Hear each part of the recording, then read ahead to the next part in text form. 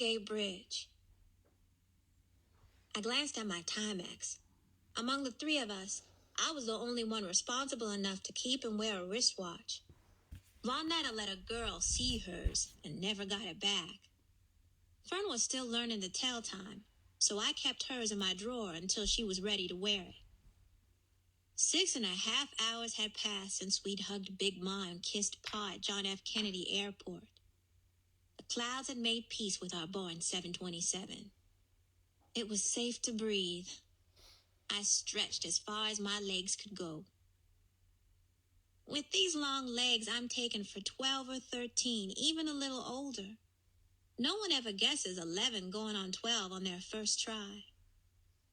More than my long legs, I'm sure it's my plain face that throws them off. Not plain as in homely plain, but even plain. Steady. I'm not 9 or 7 and given to squealing or oohing like Vonetta and Fern. I just let my plain face and plain words speak for me. That way, no one ever says, "Huh?" to me. They know exactly what I mean. We were long gone from thick white clouds, the plane steadily climbing down. The intercom crackled, and the pilot made an announcement about the descent and altitude, and that we would be landing in 10 minutes. I let all that pass by until he said, "And to your left, as we circle the bay, is the Golden Gate Bridge." I was now a liar, a stone-faced liar. I wanted to squeal and ooh like a 7-year-old meeting Tinkerbell. I had read about the Golden Gate Bridge in class, the California gold rush, the Chinese immigrants building the railroads connecting east to west. It wasn't every day you saw a live picture of what you read about in your textbook. I wanted to look down from above the world and see the Golden Gate Bridge. Being stuck in the middle seat, I was mad at myself. Of the three of us, I was the first to board the 727. Why hadn't I taken the window seat when I had my chance? Instead of the squeal I knew wouldn't come out of me in the first place, I sighed. No use crying about it now. The truth was, one pout from either Vonetta or Fern, and I would have given up the window seat. This was the only way it could be. Vonetta and Fern on either side, and me in between them. 6.5 hours was too long a time to have Vonetta and Fern strapped side by side, picking at each other. We would have been the grand Negro spectacle that Big Ma had scolded us against becoming when we were back in Brooklyn. Still, the Golden Gate Bridge was getting away from me. I figured at least one of us should see it, and that should be the one who read about it in class. "Look, Vonetta, look down at the bridge." Vonetta stayed tight to her stubborn curl, her chin in her lap. "I'm not looking." I turned to my right and got a mouthful of hair and barrettes. Fern had leaned over from her aisle seat. "I want to see, make a switch." To Fern, the Golden Gate Bridge sounded like Sleeping Beauty's castle.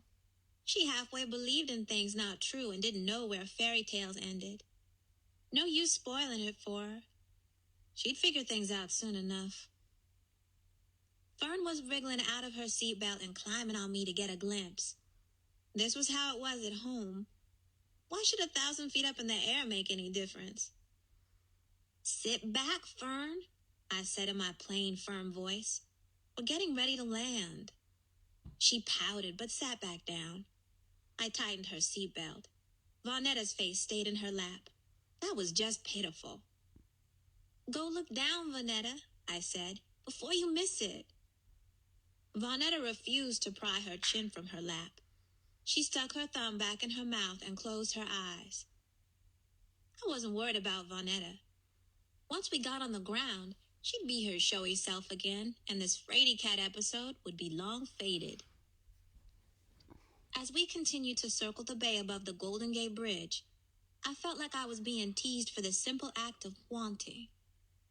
Each time the plane curved around, I knew in my heart it would be my last chance, and the bridge was singing, "Na, na, na, na, na, na, you can't see me." Now I had to see the bridge.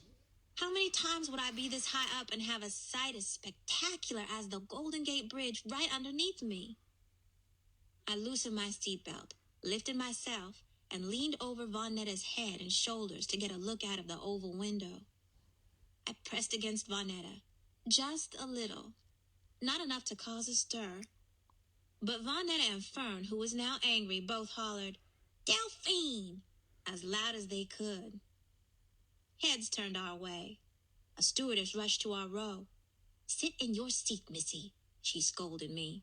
"We're getting ready to land."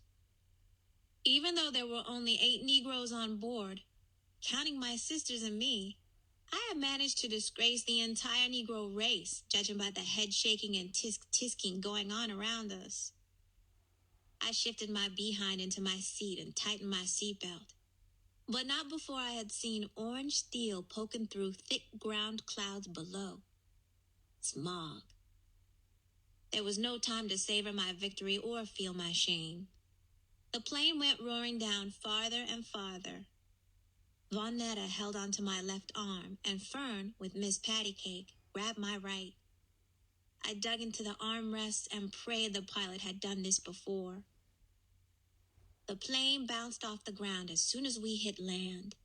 It kept bouncing and surging forward until the bouncing smoothed out and we were rolling against the ground, nice and steady. I took a deep breath so I'd sound like myself when I started telling Von Netta and Fern what to do. The main thing was we were on the ground. We were in Oakland.